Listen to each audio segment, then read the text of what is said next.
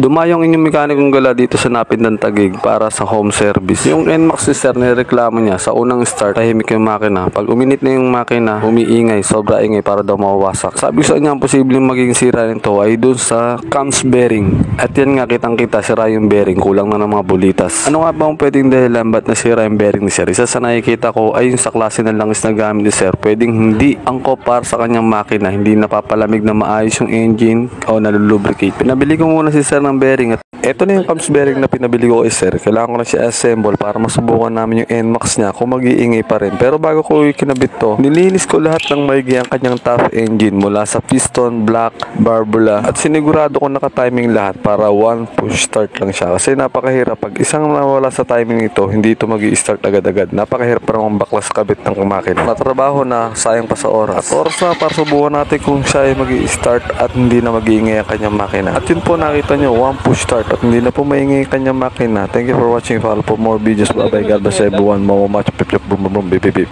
bye.